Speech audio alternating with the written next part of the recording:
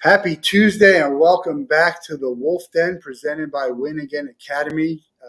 That's how I met our today's guest from Win Again Academy, Mark Moyer, with the Clubroom events. There's another Clubroom event tonight at 7 p.m.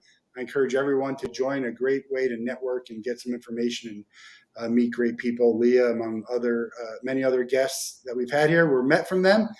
And so here we are. I'm Matt Wolff, founder and CEO of Ticket Time Machine. Leah, welcome to the show. Give everyone in the audience just a quick idea who you are, if they don't know, and then we'll get into it. Yes, of course. I'm a three-time Olympic gold medalist with USA softball. I played softball at the University of Arizona. I was a three-time national champion while I was there. Love it. Yes, Matt, you're representing the Wildcats. I just absolutely, being from Southern California, love my time in Tucson because everybody was all about the university. So we played in front of great crowds. And and now I travel the country. I do speaking. I do commentating for college softball, the Women's College World Series. I do that with Westwood One Radio. I do softball clinics around the country. I just do a little bit of everything. Yeah, so just a quick background on why I'm wearing Arizona. I have an older sister. She went to the University of Arizona, and I got into Arizona at a high school. That was my number one choice. I'm all ready to go, and my parents say, we're not sending you away right out of high school. I went to community college, and then from there I got into University of Florida and didn't look back. But I've been a big University of Arizona fan since my sister was there. That was the Desert Swarm days, and Damon Stoudemire and Khalid Reeves. Those were my guys, and before I became a Gator. So love the university, and Tucson's great. Great place to live and to play athletics. University of Arizona is it's a great school at athletics. Let's talk about your playing days. When did you know you were going to be a college softball player, and why University of Arizona? We'll talk more about the college softball landscape, but there's some pretty good programs, UCLA right in your backyard. Mm-hmm. Yeah, I grew up playing softball, absolutely loved it, played soccer as well. When I was 14, I won a national championship in Chattanooga, Tennessee. I was the winning pitcher. And I would say that's when kind of the college dream started for me. And I set my sights. Okay, I want to be a good student. I want to have opportunities. I was the firstborn in my family. I was the first one to go to a four-year college. So we just we had no idea. Softball was not visible like it is today. It is amazing to see where our sport has come. So for me, you're right. UCLA is only an hour from my house, and they were the dynasty, the superstar team. But the year that I was being recruited, they had three of the top pitchers in the entire nation. So they didn't need another pitcher. So I was not looked at by UCLA, and I played travel ball with a lot of athletes that ended up going to UCLA. But Arizona was one of a handful of teams that came and asked me to come and play for them. They were kind of an up-and-coming program at that time, had just come off winning their first ever national championship, kind of surprised everybody. And I got recruited there. I like to joke because Coach Candrea, the head coach, who is like a father to me now, he didn't really know who I was. And when I came on my recruiting trip, he was like off speaking somewhere. I heard how he went to my teammates that he was recruiting. He went to their houses. Nope, coach did not come to my house, but I fell in love with the school, the athletes on the team. Took my second recruiting trip to Long Beach State, where some of my teammates and good friends went. But I fell in love with Arizona. They offered me a scholarship, and I said yes, and it was the best decision I ever made. Yeah, I guess this is it's a hard question to answer probably, but how good were you relative to how strongly you were being recruited? Did you understand, should you have gotten more offers from the bigger programs, or because Arizona was fairly new at the point, but did you feel like maybe you should have, and was some of that because you're a pitcher? And we'll talk about, again, people who don't know college softball, pitcher is a tough position, right? You got maybe two starters who are going to play almost the whole time, right? And you might never see the field. Yeah, and so I was actually a two-way player. I was like number 3 hitter on my team. I was first baseman, and so I was, I was playing, all the games and on TV at the, I remember us watching the news channels, and I'm getting the winning hit in the game, and I'm watching myself up there hitting. But what happened at that time, the game has just changed so much. But what happened at that time is most of the college coaches were going to the 18 under nationals, and they were getting those kids that were just coming out, or maybe their junior year. Well, I was younger, and I played with my age group. And so I was young for my age in that grade I was in. So what happened is some of the assistant coaches were out there recruiting. And, for me, I kind of was just somebody who kind of flew under the radar in that sense, but it was an opposing coach that was from Arizona, a travel team who had played against me a lot of years. And they said to the Arizona assistant coach, you have got to see this kid play. So he was really the one that was like, okay, let's give her a shot. And like I said, I think I surprised people. I mean, I was very successful in my travel ball years. I won 3 national championships growing up. I, again, played on both sides, but I just think I didn't necessarily have that aha factor of the big home run hitters or maybe the pitcher that struck everybody out, although I was very successful with what I did. Yeah, and again, pitching is such a weird thing in college sports, but even in general, when I was in Gainesville, there was a player, Brad Wilkerson, was an All-American pitcher and hitter, played with the Expos, I believe. And you got Ohtani now, which I was talking to my brother today. I mean, he might end up being the best player in the history of the game if he keeps up what he's doing. It's incredible. But these days, pitchers just, they don't hit. And now you got the DH in major leagues. So it's like when you have a good pitcher, they just kind of say, look, your job is to pitch. We know you could probably hit, but your job is to pitch. That's a tough thing to do. Again, if you're a pitcher, it limits where can I go? You got to start going down the list. Like these guys have pitchers who are they don't need a third pitcher, that's not a deep roster, a third pitcher, right? Well, and you're right. And that is actually what happened to me because my sophomore year, we ended up recruiting 2 other great pitchers and we had our star senior pitcher. And that was the year coach actually said, because of, playing other positions, he said, okay, Leah, I want you actually to be our starting center fielder this year because I want you in the lineup every single day. And I went, and what happened was I pretty much earned my spot. I like to, I just think, again, I kind of was this surprised even to Coach Candrea when it came into game competition, because even training wise, I might not have been standing out, but when it came to the games, the first game I was, subbing in. The second game we're playing against actually a pitcher who went on to be a 3-time, actually maybe a 4-time Olympian for Australia, Team Australia. Melanie Roach is her name. And the year prior, she had struck out like, I don't even know, 13, 14 hitters for Arizona. Well, I come up as this little freshman. We're facing her in the beginning of the year. Coach puts me in the lineup. And I don't know, I think I went 2 for 3 off of her. And I literally think that first game and that success was like, whoa. And then what happened was I end up earning this position and this role as being the designated player. So I only hit when I was not pitching so that he could get me in the lineup some way. There's something about pitching that is just when you're on the mound and you're dominating, and it's probably people who don't do both are probably like, it's probably a better feeling to throw like a really, a one hitter or a no hitter if you had any, or, shut out and help your team win as opposed to, maybe got 3 hits and hit a home run. I would think that's probably a better satisfaction for you as a pitcher, right? For sure. I think the key with that is that you're literally involved in every pitch of the game. I mean, that's the difference from any other position, right? Otherwise, I mean, as a first baseman, I received a lot of balls, right, on ground balls and different plays. But the pitcher really is where everything is focused. The pitcher and catcher, right, working together. But it all starts from whatever the pitcher is doing. So there is nothing like being able to kind of just have that command and control of a game and leading your team. I mean, really, in that sense, too. Like you said, you come up to hit. It's an amazing feeling to get the winning hit, but it takes multiple situations happening. But for a pitcher, it's every single pitch. I think, and I don't watch a ton of college softball. I follow the Gators, and as we get close to the postseason, I watch a little bit more. I've never been to Oklahoma City, but I have been to the College World Series, which is a bucket list for anyone who hasn't gone. And the Women's College World Series is on my bucket list. I imagine it's going to be very similar to the atmosphere. But there's a lot of talk about women's sports, and they need more attention on it. I want your opinion on why it's not and it's gotten better, right? But it's still not as much as they would like it to be. One thing I think in the college softball game is there something they could do to require more pitchers, right? Not let one pitcher dominate, because you have a dominant pitcher. The same teams are there all the time. It's unlike anything in any other sport.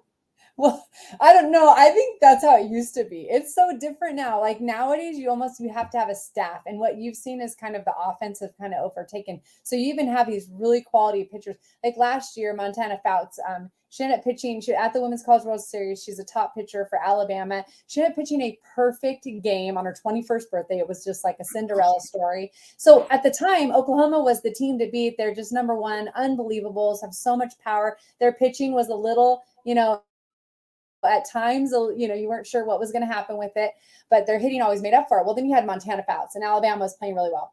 But the next game, she came out and she got hit, and she got hit hard. And you're like, whoa! In the old days, that would not have happened. She would have went out and probably pitched again a one hitter. And so, in this sense, like the depth, I would say, has happened just throughout the country and more teams. And so pitching, again, you still need those stars though. And then I think you need a really good number two. And if you have a number three that's solid, that puts you more in the driver's seat than I would say in the past. I don't think you needed it as much. But that might also be more in the regular season when you get to the regionals and the super regionals and the College World Series. Short of having to, they're not throwing the number three pitcher out there, right? No, one and hopefully a good two is what's happening at that point. So women, it's the 50th anniversary of Title IX, right? There's all kinds of talk about getting more visibility for women's sports. How do you get more people to watch women's sports? Well, I think it just depends. There's different things. It's crazy, but even on the Olympic team, like when we toured around the United States, this is a long time ago, right? When I played, I finished in 2004. We would just have these stands. They would be full everywhere we went. Everybody's coming out. That was obviously the Olympic team. But we didn't have a lot of television following us. And that is where I think we lack in women's sports. I think, and then getting that excitement. If you talk about college softball right now, for softball specifically, college softball is a thing. And it actually viewership, certain games and certain teams are beating out all the other sports, baseball, pro basketball at some points, depending on who's competing. And at that time, the Women's College World Series draws just unbelievably. So the idea though, at that point, like that following that level of play, obviously throughout the entire, Division I, you're not going to get all of that level. So it's going to be different viewership. I think you see women's basketball, they've done well because of the NBA backing them for the WNBA. Soccer has had so many struggles. You've seen the different pro leagues that have come and gone. Same thing with a pro league for softball.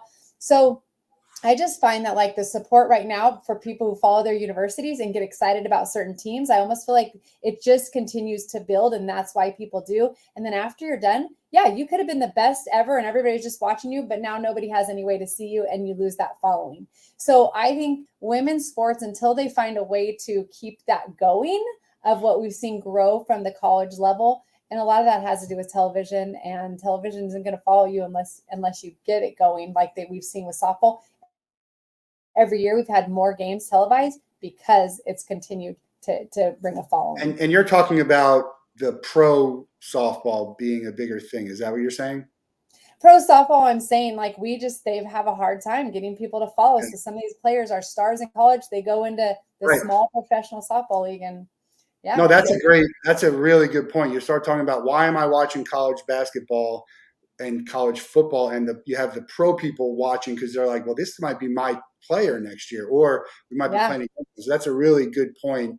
Probably doesn't get talked about as much as to why you don't get as much excitement on there from the non-college softball fan, right? Because you get these other sports and it's like, all right, there's other fans that are going to watch it. So I think that brings up a really good point. Let's talk about the Olympics. You win national championships at Arizona. How did it happen? How did you become an Olympian? And do you remember the moment? So my freshman year at college at Arizona, we get to the championship game against UCLA. They were expected to win. They had Lisa Fernandez. She was a senior. She was a USA player. And we end up winning. I get the only hit in the championship game to win. We had a hitter get on an air and she scored, and Lisa pitched a one hitter. And so that one hit I got. So what happened is not only in that moment did I was able to have some eyes kind of see me as a hitter, but bigger than that, I had this new dream.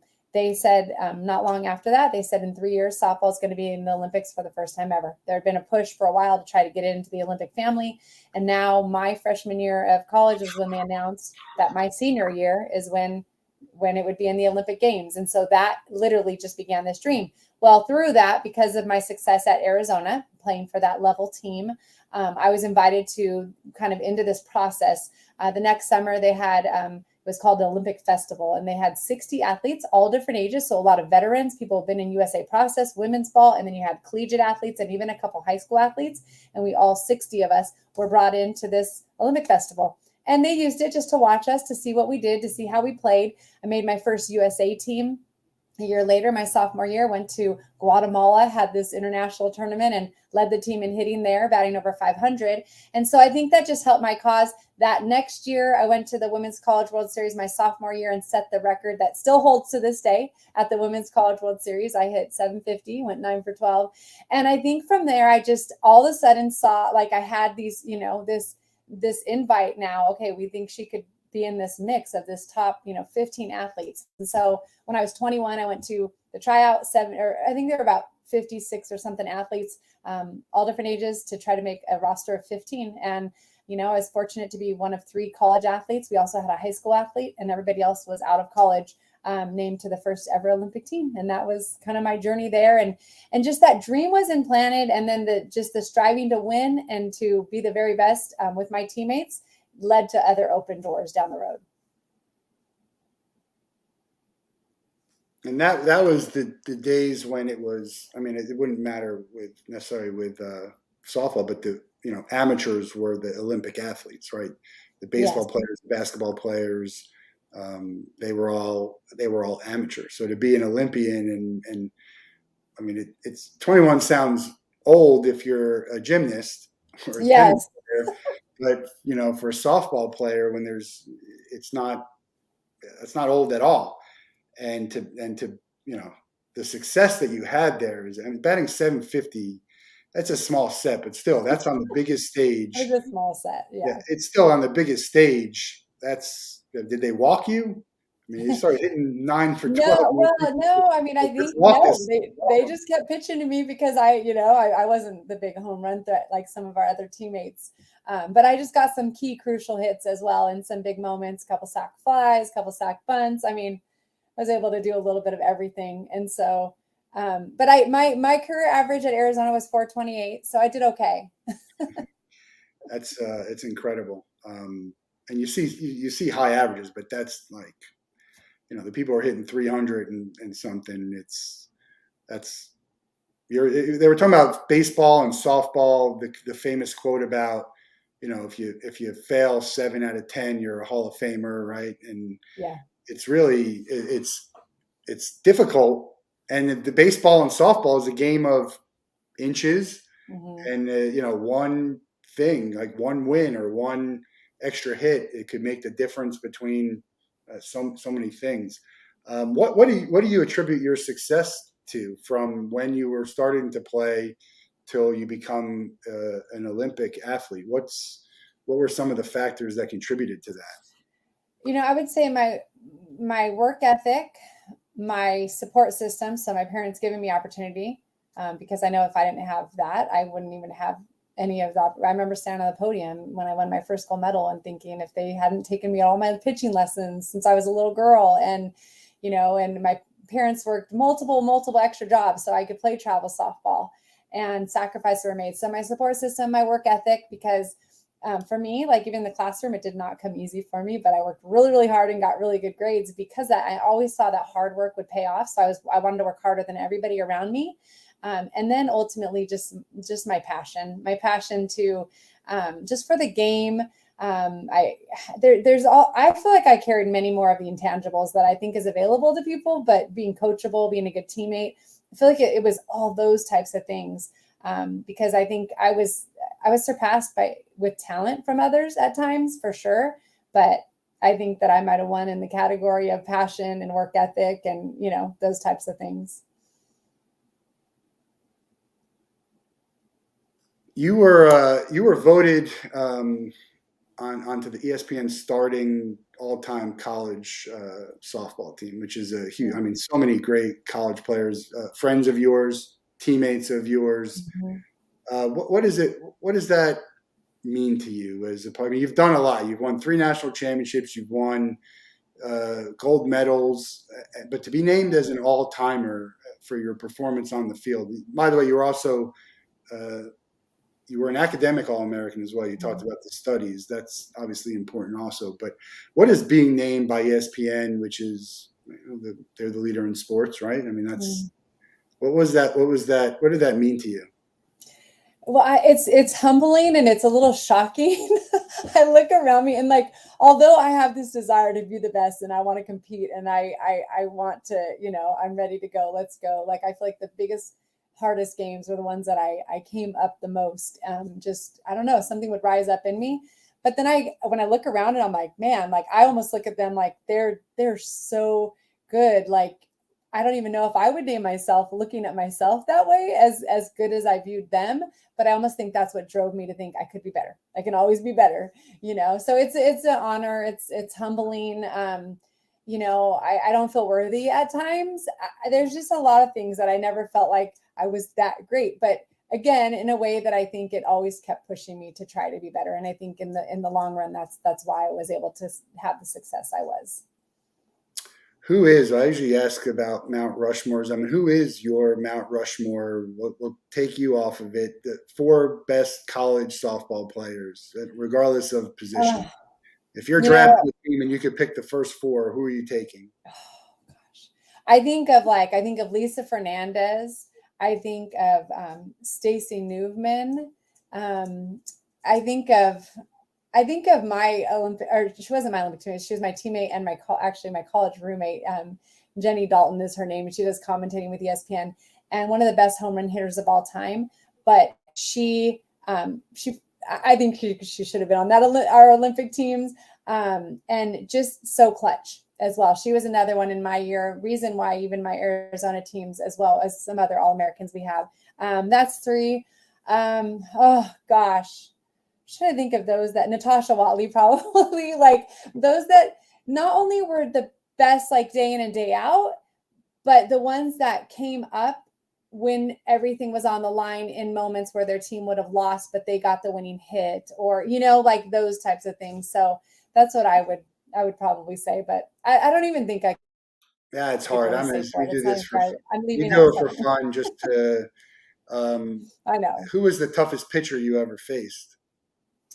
I would personally have to say Kat Osterman for me, because her as a lefty against lefty. So in that sense, to me, like the way her ball broke, and we had to face all of our Olympic pitchers, but I would say when Kat was on and her ball was breaking, she just had some days that I literally was like, she's unhittable. The only person I feel like on those days that would have a chance was like one of the top right-handed hitters because lefties, she was tough. How would your game translate to today's game? Really, you always ask would Wilt Chamberlain, how would he do now? Or, all the old. I know. I think about that. I'm not calling you an old timer, but there's, it's a different game now than it was when you were. I am. It is. Well, here's the thing. Honestly, I was thinking about this the other day and I was like, I really would put our Olympic team up against any other team out there. I would put my Arizona teams against any of these college teams out there. I see the teams like Oklahoma right now. Oklahoma softball is just phenomenal. And I think of them as being like those UCLA teams prior to when our teams came through in the Arizona, when we started winning all the national championships and just were stacked throughout. And we had power and speed and the best pitching. And, we had a little bit of everything. And so me as a player, I would love to see that now because I think some of, the bats and that people have, I think that's something that definitely can enhance you as a hitter. But I still think that it was all the little things. And I think I would be right there with them in terms of the idea of coming up when it counts the most, I think is something that is like inside of a lot of people. So every year when I watch these certain players, last year watching that Odyssey, seeing these players at Oklahoma, seeing Sydney Romero in the past and Sierra Romero, her older sister at Michigan, and just some of these players that are like top of the top. And obviously the Olympic players that, were playing on the Olympic team this past year as well. You're doing ESPN commentating for college softball. You talked about you're going to be at the World Series, right? A little tour and be at the College World Series. What's I want to talk a little bit more about your commentating and the the state of the game. I'm a Gator. What's wrong with the Gators? And I say that as they're sit top 20, right, and they're in position to probably maybe host if not. But they're not the same they used to be. Is it just not having the dominant pitcher that graduated, or what do you see as their issue right now? Mhm. Yeah, I think it's just like these teams that find not only, again, I would say the pitching staff and being able to have the depth and the best that, and then I think that consistency. I think that's what we're seeing is they just lack some of that consistency. And you see that with different programs. And for a while, Florida got there, and then they stayed there. They stayed there, and they had that Stacey Nelson really put them on the map, and then some really solid hitters behind her and defense. But I think that just maybe that depth, on the team in terms of that, as well as that consistency. That's what I would say is lacking with them right now, being able to kind of keep that high level. And you may dip a little bit, but then that's it. But it seems like that, like other teams out there, they're dipping a little more. Like just seeing those kids that can come out and like keep that bar high. Oklahoma is the main team right now that you're seeing not really on their bad days. It's still a good day. Yeah, and the uneducated fan would be like, well, it's time to get rid of Walton. Like they don't understand how Yeah. difficult it is to win in college softball and college. It's so difficult. It's crazy that I remember people talking. We joke as a Gator fan about Mike Martin, the baseball coach of FS, never won a championship. One of the greatest coaches in college baseball, made the Mhm. World Series maybe like 20 times, never won it. And that's how hard it is. And so when you get that taste, it's like it's not that easy just to get back. There's a small group of people who are winning the college, and everyone else is just like, all right, let's see if we can get them on a day where we have our A game and they maybe have their B game. Yeah, absolutely. I feel like that it's so hard, and that's doing commentating. So I'll be at the World Series with Westwood One Radio, and I'll be able to call the entire series. I have been with them for over 10 years now, but the last year was the first time we started not doing just the finals. We started doing all of them, and you see these programs obviously that are there year in and year out, UCLA, but you see them again. They have a top pitcher in the entire nation, and then probably a second pitcher who's up there in the top 20 as well, top 30. And then you see their numbers throughout the lineup, and then you see them be able to come through in the big moments. And so, I just think it is so hard, and a lot of people don't understand how all that plays in. But I'm with you. They need to be realistic. Yeah, the average fan for everything is not realistic. That's a whole nother. We could have a whole 10 series episodes about the fan and how ridiculous they are, which I think hurts. It hurts the game. It sometimes affects the players, and we'll talk about that. I want to talk about the College World Series. I've been to the one in Omaha. It's a bucket list, an unbelievable experience, even if your team's not there. Talk about the experience in Oklahoma City and what it's like for people who go, whether your team's there or not. Oh my goodness. If it is not on your bucket list, it needs to be. And Matt, you need to get there because I am telling you, I would love to hear you go and then kind of compare it to the World Series, the College World Series, because it is electric. And Oklahoma having a top team in the nation obviously helps it. The fact that Yeah, it's in Oklahoma host. City every year. I think that's why. So they expanded last year, the stadium. They built out the stadium. So it had held 10,000. Well, last year they expanded by 3,000 seats. It was sold out. It was sold out. And so to me, to be able to have that much of an increase and to immediately sell out, I think says a lot about the growth of our sport, the support of the fans, and just the environment. The NCAA has done a great job with them, ESPN covering them, Westwood One, even the fact that we're calling the entire World Series says a lot as well. The growth, it continues to happen because the excitement is there. that what I love is you see every type of fan. You see families, you see young kids, you see parents that are just coming, and then people who are lifers. They've come and they've gotten the bug and they are there no matter who is playing. And then obviously you have the different teams that travel and that carry, different crowds with them. But it's so much fun. I mean, these people, even in this weather at times when it's so hot and humid, I mean, it does not matter. Nothing's going to stop them from being out there in that environment. Yeah, the trouble as a fan is, I mean, the average fan can't afford time and money to just go for the whole thing. So now you have to decide, well, do I want to go at the beginning? Do I want to wait to see how far they make it? That's a tough thing to plan last minute. And one of the things I loved about it, Omaha, was the food there, and the sort of, there was a good nightlife. It was not necessarily partying, but just people. They had some special things. Is there something that you like to go, a place you like to eat there, or a tradition that you do when you're in Oklahoma City?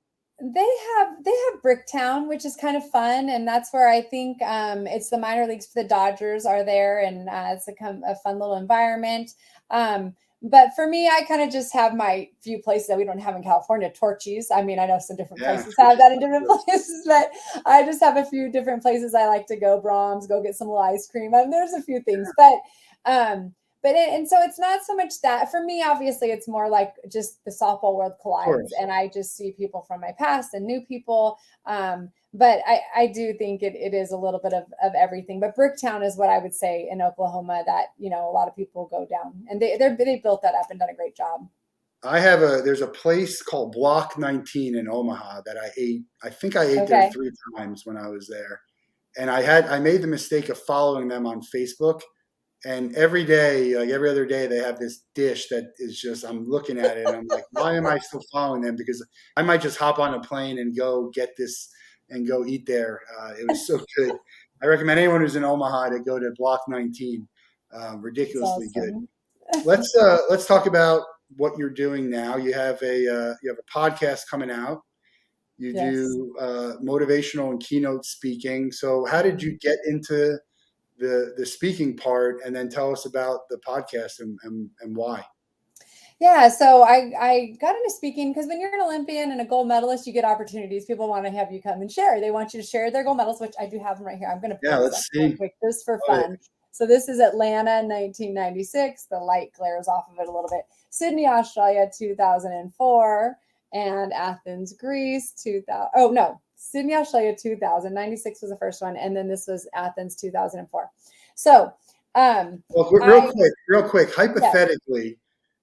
If disaster happens and there's a tornado coming and you got to grab a few things, is that some of the stuff that you grab first? Oh yeah, absolutely. Yeah, maybe my phone, my medals, that's probably most important. That can't be replaced. For us, we say earthquakes or fires, I guess. Yeah. But I didn't want to say fire. I was going to hurricanes down here. Yes. So I had opportunities to speak, and then, I did that. I did a little bit of commentating. I was doing clinics, a lot of us training for Team USA. While we're training, we do things that are flexible. And so for that, I worked with a lot of softball players. But when I retired, after my 3rd Olympics, I, was already a mom. I had been married for a few years. I wanted to have more kids, but I really just all of a sudden felt this passion to want to go out, and I've had a number of opportunities at this point to do more speaking, and so I just around that same time, more and more opportunities, especially being a 3-time Olympic gold medalist, had come.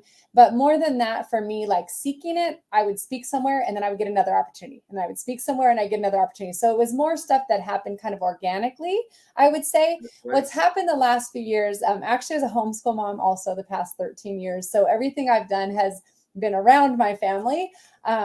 And I, short speaking engagements, short clinics, different things. But now that my kids, actually my youngest is now in high school, it's allowed me more time. So I've been really just working on kind of my platform and my branding. And so I've been doing things called the gold standard. Everything's been about the gold standard. And so with the new podcast coming that actually releases next week, May 18th, we're releasing the gold standard podcast, where Eventually it will expand, but for now, I actually have started with most of my Olympic teammates because all of us won gold. But with that, it's not a softball podcast. I'll tell a little bit about their journey on becoming Olympians, kind of like I'm sharing today. But I liked more the stories afterwards, what they've gone in. We have, I have some of my teammates that have gone into their commentators with ESPN. Jessica Mendoza, I just did a podcast with her yesterday, and she is working for MLB and doing, right? yeah, Sunday Night Baseball and doing some stuff with the Dodgers now and radio with them. And she's just been able to do so many different things with what she's done. Natasha Watley, she's with her boyfriend, she's flipping houses. She just became a mom. She has Natasha Watley Foundation where she helps kids in inner cities. Like, I love these ideas of what's happened after, because they've all gone on and done these incredible things, but it's the principles. So GOLD stands for an acronym of G is goal setting, O is overcoming obstacles and turning them into opportunities, L is leadership, and D is dedication and drive. So kind of that action piece and component. And I kind of just break down their story and even what they're doing now. Like, it kind of comes down to these people that kind of know where they want to go, or like Jessica Mendoza, she didn't, but when she did what she did well, and then opportunities came that led to new goals. Obstacles, everybody has different things. And sometimes it's literally yourself. You're your biggest obstacle in the way, fear of failure, right? Or like Jessica Mendoza as a commentator and being one of the first females in the booth for MLB, she said she had to learn outside voices had to be silenced because she started listening to what everybody else thought. And these people don't know her, and all they want to do is just say a bunch of mean things, and then just the leaders and all those pieces. And so it's now really kind of been this great just connection with my speaking, and then tying in the podcast. A part of the reason, that I've gone into that is I have spoken all over, but I feel like obviously these podcasts that are out there, it was a way to reach maybe a new audience and some people you wouldn't be able to get in front of. And so I'm excited to be, posting and sharing about the Gold Standard podcast. It's fun to do this. It just is, to have the conversations, and then you're going to be talking to your friends, first of all, which is even better.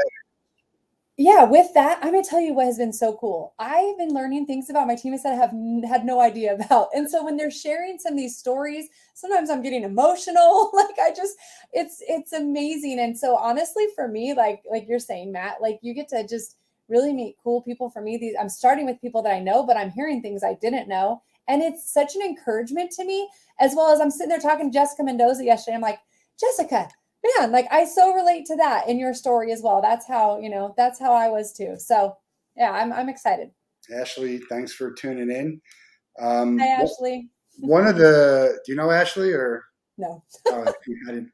One of the things I love about what I'm doing here is we don't, it's unscripted. So we don't, the guest doesn't know what to expect. And what happens when you do that is you can't really just come on and say, these are my talking points and here's what I'm going to put out there. Yeah. And that speaks to what you're talking about, where you're going to learn new things. If you ask the right questions and it's not even questions per se, it's more of having a conversation. You can direct it how you want to go. And so that's when you're going to start learning new things and things that no one's ever heard of. Because, maybe not for you and me, you more than me, but if I start watching Matthew McConaughey on every talk show, he's basically going to be telling you the same thing. It's over and over again. He's going to keep telling the same stories. So what we want to do is try and find the people you can bring out these other stories and talk about tough questions that, the network, ABC, maybe even ESPN is not going to want out there because they just don't want it out there for whatever reason. I think we have to start having these tough conversations. I posted the other day, I want to get your thoughts on this. This might be a little controversial too. I always like to preface it by that. I'm a Gator, so I keep going back to the stories. That's what I hear about. They fired their soccer coach. Did you hear about that? I did not. No. All right, so they fired the soccer coach.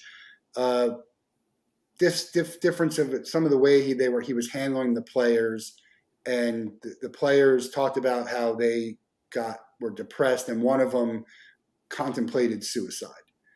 And what happened from there is they online, people immediately start coming out with, well, making light of it. Well, these players are just soft back in the day. They didn't want to do the work and all of that.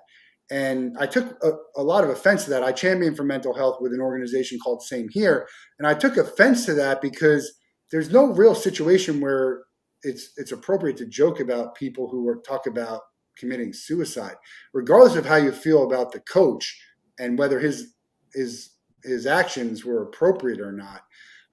And I posted the other day, I said, there's probably some truth to it that some players are soft, right? And they're lazy. I was that kind of player when I was playing competitive sports, but that's separate from everything.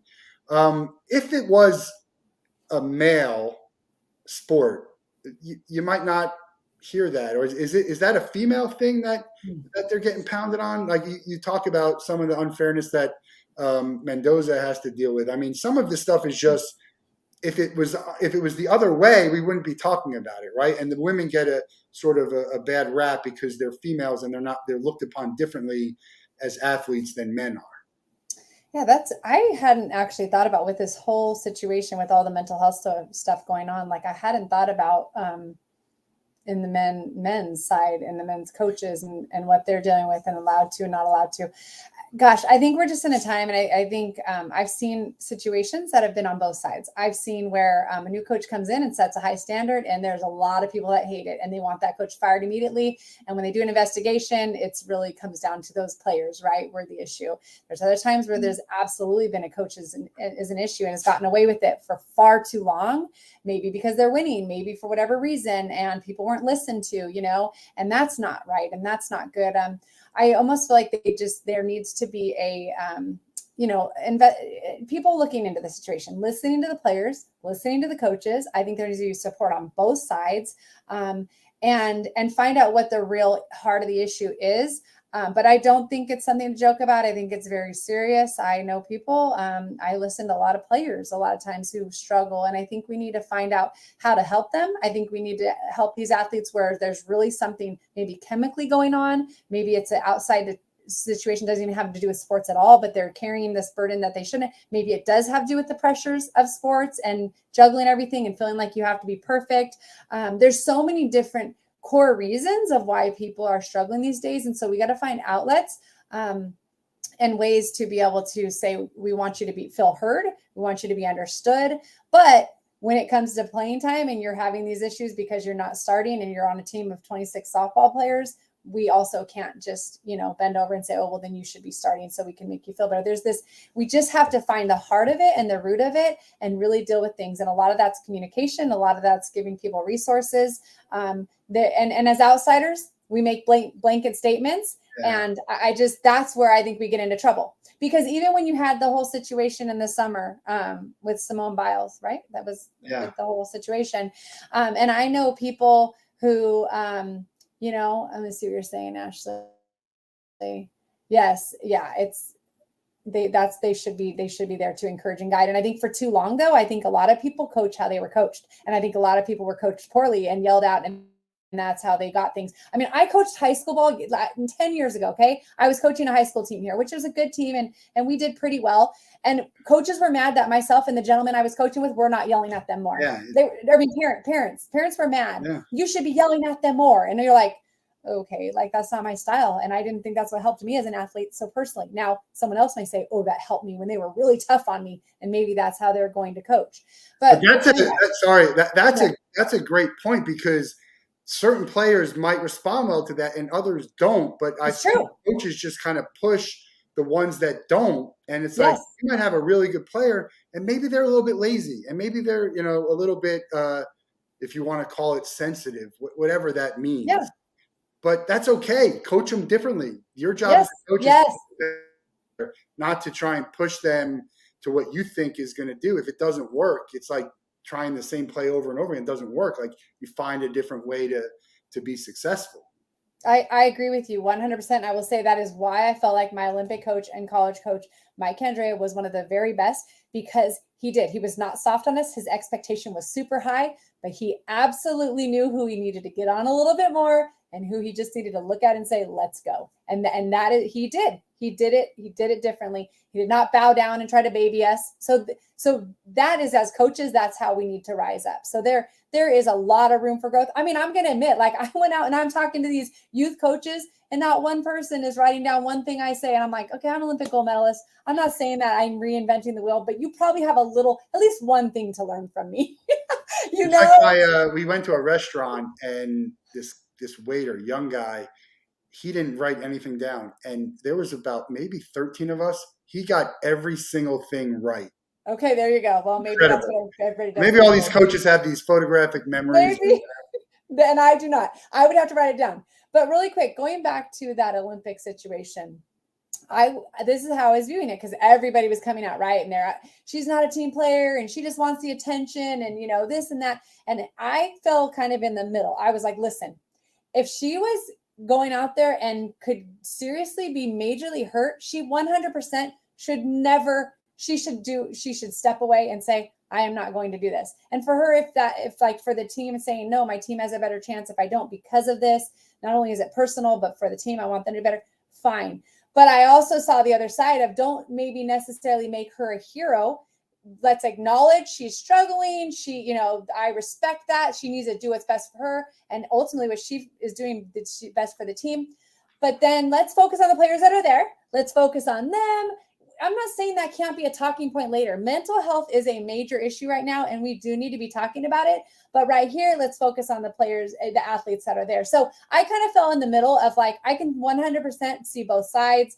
And I think in all these situations, it's important to look at all the facts. Yeah, and you should really trust someone until they've proven that they can't be trusted, like not just using it as a reason, which maybe people are, right? I mean, there's a lot of controversy around Ben Simmons right now. He said he had mental health issues. Okay, let's believe him. Let's try and get him help. But then you see him kind of doing some stuff that maybe doesn't seem, but that doesn't mean anything. Yeah, he could be trying to put on a public face, and he could be really hurting inside. We don't know. So unless someone really proves that they can't be trusted about, we should just believe it. And so back to the college soccer, when someone says, this is really a bad situation for me mentally, let's look into it. Let's not make a joke about it. It was just a really terrible engagement on Twitter. After I told you Twitter is where I think you should be more, but there's a lot of good from there. And a lot of people you just gotta, I don't let anyone ruin my day. They don't know me. Even if they do and they have an opinion, okay, we're going to be fine whether you are on my side or not. But there's certain things that we should just all agree on. And that's the problem these days, that we can't. For some reason, there's certain things that everyone should agree on is wrong, and it doesn't happen. It's crazy to me how that happens. I want to ask you about if you never made the Olympics, what would your career look like? Would it be not fulfilled? Because it's a very fine line, right? I mean, making the Olympics and not. What if you just didn't, for whatever reason, they chose someone else? How would your life be different? What do you think? I think one of two things. I think I would have either been a teacher. I was going to go be a PE teacher at one point. Originally, I thought, I don't know what I want to do. I like math. And then I took an accounting class and was like, this is so boring. And then we were doing these softball camps and working with athletes. And I was like, I love this. So I thought I was going to do that. Or I would have probably been coaching college softball is probably the other option that and I think it would have been great. I think everything I go and I do, I love all of it. I wish I could do 10 jobs at one time because I'm always like, well, I love this over here. And when I'm doing my clinic, I literally walk away like, I love this. Like, and then I go speak and I'm like, I really love this. And I do commentating. And so I think for me, I feel like I would make the best out of any situation. And I'm just blessed that I get to do so many different things. I think it makes it a little more fun. And sometimes it brings more of a challenge for me than if I was doing the same thing over and over again. Yeah, I agree. Where's the best place that softball has taken you and the best place that your speaking has taken you? Oh my goodness. Okay. Well, softball, I mean, honestly, all my international trips, I get to do multiple things. I get to take softball players, high school players around the world to play a lot of times in Europe. We've been to Australia. And it's fun now being the coach in that sense because, and these are more of like a not, not high stress situations. It's just going and playing some games. So I get to pour into these athletes and mentor them. I get to, we get to travel the world. Last summer, actually, I got to go to Prague. Was my first time there. And I just, It's really cool, isn't it? fell in love with it. Yeah. I did not know that I had no idea about Prague. I was like, now I'm telling everybody. Everybody needs to go to Prague. And I coached Team Israel, the under 18 team last summer. And this summer, I'm supposed to go back and coach the under 22 team in the European Championships. So that's what I would say, like Australia, New Zealand, Athens, Greece. Isn't the Maccabi games this summer? It is, and they wanted me to coach in it, but I'm already going to be gone like all of June, and so I could not be gone for like 3 more weeks. They did actually ask me to do that, but I will down the road when my kids are out of high school. And then just speaking, oh gosh, I don't know. For me, like it's not so much like the place, but the people. I could take a trip tomorrow around the whole entire United States. And I feel like I could just have people that I've met through speaking like all over and be able to, stay with them and see them. And so I feel like that's been more the relationships for me speaking. What's your connection to Team Israel? Have you been to Israel? Yeah. So 2 years ago, I went for my first time, 2.5 years ago, just on a tour with one of my Olympic teammates, Scott Richardson, and a group tour. It was a gentleman who has connections and is Jewish, and he now lives there. And so he brought a big group, like a Bible teaching tour type thing. And that was so fun just to go to all these places that I've read about in the Bible for years and years. And then just to literally be there where Jesus walked and the Sea of Galilee. Oh, so emotional. So, and then what happened was he connected me with the people who did softball for Israel. And so I got to go back last summer, but it was really quick. I was only there for a couple days, and then we went to Prague from there. But that was super fun because it was different. This was staying in someone's house that lives there, right? And so that was more like actually seeing the culture, got to go to a kibbutz, which is their little community, and eat, and just much more felt like, okay, this is like how they live, and worked with some softball players that are Jewish and from Israel, because a lot of the team that are tying in, it's these a number of Americans that are getting dual citizenship. And so that's all that I've been so far. But I'm so excited just for what the future, the opportunities and possibilities that are there now that I'm connected with them. But I don't have Jewish background otherwise. But my faith, I love Jesus, and Jesus was Jewish. And so for them, I tell them I love Israel, and I love Jewish people. That's what they tell me from the Fockers. JC was a Jew. I'm Jewish. I've never been to Israel, but it's on my list. Israel, it's amazing. Israel, Greece, and probably Australia are like the top 3 on mine. Where haven't you been that you would like to go? You have to go. Okay, so I've been to so many places. So now that I still want to go to like Costa Rica. I've never been to Costa Rica. Brent, he's given us the last question, but Brent went on his honeymoon in Costa Rica. If you go to Costa Rica, do you zip line and white water raft? Are you asking him or me? Yeah, he did. I'm asking I you. want to. Well, yeah, I didn't think of the white water rafting. I've never done that before, but I definitely want to zip line, and which I've done a couple of times. And I just have to see the monkeys. Like, I have to see the monkeys. Yes, Israel is the best, Dahlia. I agree. Israel is amazing. Honestly, it reminded me, like, partly of California. He says don't do the tubing. No tubing. Oh, okay. Too rough, probably. I don't want to do that either. But we surfed in Australia. I mean, we got like some like champion surfer, like gave my team and I lessons. I'm terrible. I can't get up. Oh, injured people. Oh, I'm definitely staying away from that.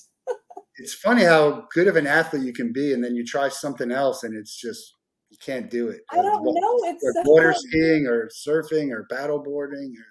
Yeah. I mean, I like skiing, but I cannot. Yeah, can you golf? No, I'm not a good golfer. Because that's a lot of hand-eye coordination, I would So think. many of my teammates are so good at it. I just think I haven't I haven't like been instructed the right way enough, and I've just gone out a handful of times, and yeah, I would need to If you practice. could be a celebrity outside of sports, what would you want to do? Would you be a Oh my singer, an goodness. actor, My an dogs. author? Okay, that's a good one. Not a singer for sure. Maybe an actress. Gosh, I Actress? don't know. Yeah, out of my options. I don't, Who you know would? what? I love people. And so if I could like bring joy to people and connect with people, like I don't know, who gets to do that the most? Yeah, well, maybe a teacher, which teacher or coach. Those are good. The coach is good when you can coach the same people over and over. It's like if you're getting new people all the time, you're meeting more people, but you have an easier chance to touch and be more impactful in people's lives if you're with the same people over and over again. Who would play you in a movie? Who would you like to play you in a movie? Oh gosh, I am not good at Don't any of worry about the this. dogs. This is the I wolf know. I'm sorry. I know. It's the See, wolf pen. We don't mind they dogs. were almost okay. They were almost okay. Um, oh, who would play me? I don't know. I'm not good. Jennifer Garner. I don't know. Garner, all right, she's I good. like her. She seems wholesome enough. What did you miss most? I know people being around people, but doing or with the pandemic, we didn't even really talk about that and how it's Uh, affected your life. But when you had about a year of doing nothing, what was the best part and what was the worst part? the best part was at first, just being able just to stop like everybody. I think in the very beginning, I literally was saying before it happened, like, I just can't keep up with my life. Like, I can't keep up with it. Like, and I felt like it would just like everybody had to stop. So it was like, it wasn't like everyone else was going on without you. So being with, just that forced family time and then cooking because I had gotten so busy that I was just like, okay, now I like can focus in the kitchen and it's not taken away from anything else. So What that do you part of What do that. you like to cook the most? Oh gosh. Well, I liked trying new things, but I made ribs for the first time when I was here and like, a lot more my family. I have three boys and then my husband, and so they were very happy when I was making hamburgers a lot more often and, just pasta dishes that we were trying that were new. So a little bit of everything actually. Um, but wait, what was the other question? What were you saying? The tough part. What did you miss the Toughest most? part. Oh my gosh. Okay, so it was really tough for me because I travel so much, and so immediately, obviously that stuff was off the table. But then when it started being extended, and then we didn't know when it was going to come back. So I did do some stuff online, but it's not even close. I mean, I'm glad you and I can sit here and have this conversation. I can meet people this way, but if you and I are in person, like it's going to be just 1,000 times better, because you just have that human interaction. And so I mean, the first time it was like a clinic, one of the first things that I did when I got to travel again. And I literally was like telling all these girls, you guys have no idea. Like, I'm just so happy right now. I Yeah, was I like, think everyone felt that. if you see me smiling like all the time, it's because of that. Um, so that was really, really hard. And you know what else I found? Like, I just do much better by having a lot of things on my plate. So when I had such a clean slate, I realized like, wow, like how easily I could just, there was one week then there was one week where I just was inside, doing some stuff. And I finally was like, even if I'm going to the beach, I got to get outside. And then my friends came and I'm like, I just need to be with my people. I mean, it was my family, but my husband still had his job. He works, for Under Armour. He was still on his computer working. I apologize for the dogs.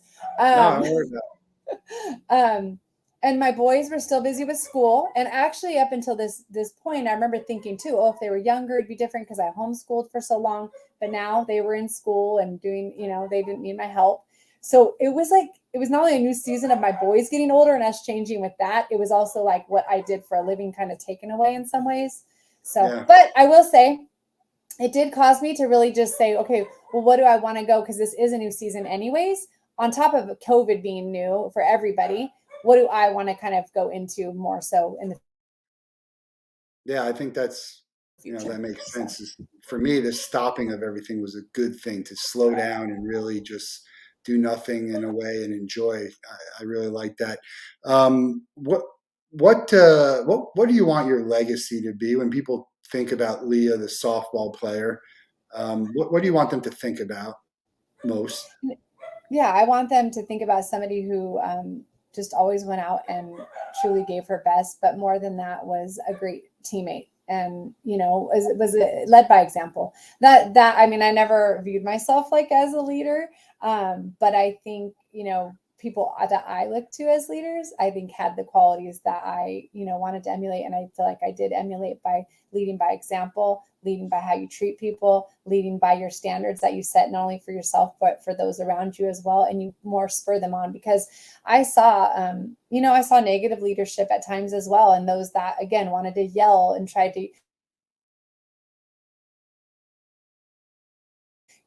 other people when they were seniors who wanted to use that position now of power in a sense, and tried to kind of like force others and come down harsher on people. And for me, I wanted, when I was a senior, I had two little freshmen. I took them under my wings, and when the other seniors were mean to them, I just said, "Come over here.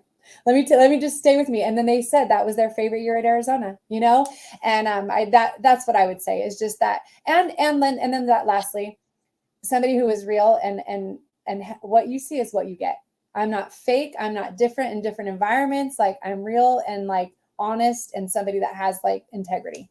Yeah, that's one of my favorite qualities in people. And the stuff you're talking about translates to the speaking that you do. I want you to show me your favorite memorabilia. You did show me something before, because we're all about memorabilia here. But what was that? Yes, this is about anything is possible, and if I can do it, you can do it type things. This is a back of a cereal box. It is not Wheaties. Oh man. It was Golden Crispix. I was signed by Kellogg's for the year. And what I love about this is they picked actually 8 Olympians that were not like the superstar that everybody knew. Nobody knew who I was, but they said they wanted the girl and the boy next door. And this idea was to inspire people of all ages. Like, okay, like you can go do great things too. You don't have to be the superstar. So, that's awesome. That you got to take too. If there's a fire, you take the medals and you take that. You haven't eaten the cereal though, right? I mean, this thing has been in here for 22 years. I mean, you didn't eat the cereal from the start. In the beginning, I did, but so it's been. I got a lot of boxes. I had a lot of them. Yeah, that's got to be that, and then right there. Well, actually, I have another copy of it right here. Us being on the cover of Sports Illustrated. This one's a little messed up, but our softball team, that was such a big deal for softball because, again, our sport didn't get a lot of that type of attention. And at the very top, you can see it says fastest man in the world. Normally, that's who would have been on the cover, Justin Gatlin. So poor Justin. He got pushed a little. Poor Justin. I think did he get in trouble with something? I know there's so many. It's hard to remember the Olympians tracks who've gotten in trouble. That was a disclaimer. I'm not sure if he did. We'll have to fact that. We'll issue Justin an apology if he did not. I feel like there was something, but I don't know. I remember him because he was so great. Last question, and it's the same question we let everyone out of the Wolff Den with. You can spend a day with anybody in the world. They have to be alive, and you can't be related to them. It doesn't have to be sports. It could be anybody. Who would you choose, and what would you guys do? Oh, my goodness. I have not. This is a hard one. You should give me a heads up to let me think about this one. We don't give anyone a heads up on anything, especially this one. Surprisingly, if you watch, and we do an hour. We're an hour. So if you watch to the end, you'll hear that that's the best part. I know nobody's watched all of my things from start to finish, which is fine. I'm just There's a lot of good moments in between. Oh my goodness. Honestly, like I'm not good with this kind of stuff. Let me think. I mean, clearly I don't have anybody. What's the first name that pops to your head? A famous person that you'd like to meet and hang out with? No, because some of the names I wouldn't want to hang out with them.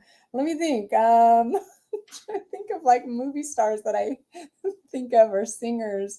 Oh my gosh.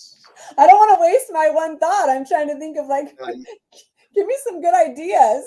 Oh, there's been so many. I mean, athletes and presidents and, humanitarians, singers, actors. I know. I mean, no definitely. Bad choices. Well, there are a few bad choices. There are a few bad choices. There's people that I think about, but I'm like, no, like they're famous, but I would not want to hang out with them. Well, how about we just start talking about who you don't want to hang out with? That might be more interesting. Well, the names that immediately, Bill Gates. I don't want to hang out with Bill Gates. Yeah, he's been mentioned. maybe Elon Musk. I don't know. Just because he's been mentioned too. Yeah. He's taking over the world right now, and maybe I could influence him in a positive way. You can, yeah. I think What would we do? What would we do? We would like, I don't know, like fly in one of his like flying cars or something. go to space. All right. How about a different question? If you could speak anywhere with any team or company or anything, do you have a dream speaking role? Oh, I see. I haven't thought so much about that, but this one gentleman I know, he's also an Olympian. He just recently got to speak at Chick-fil-A and they're like meetings. And I was like, oh my gosh, that would be, I would Awesome, right? love something like that. Or recently In and Out, you know of In and Out, right? They don't have them here, but I've been in the West Coast. Yeah. Okay. Yeah, so I love In and Out, like literally, and it's just a great company. And actually, like my niece and nephew work there. But I recently met one of the VPs there and spoke at something he was at, and I was like, oh my gosh, like I would love to speak at In and Out. Like, Right. so things like that are just, yeah, I think We're manifesting here. That's why we put all this out that's there. right. Really, really great to chat with you. Love this story. Love what you're doing now. Looking forward to hearing some of the podcasts. Check out leahamico.com on Instagram, Leah20USA. Hire her to speak if you want, and we'll have you on down the road. And we're still in season 1, which we're approaching 200 episodes. But when we start season 1, I don't know. I don't know how many seasons, but we haven't shut on seasons, and we haven't had any repeat guests yet. So when we have a repeat guest, we'll have you on down the road and hear an update on all the great things you're doing with the speaking and the podcast. well, I'll need to hit you up. Bear down and Bear down, have good luck with the rest of the college softball season. Thank Go you. Gators, and thanks for joining. Thank you so much for having me.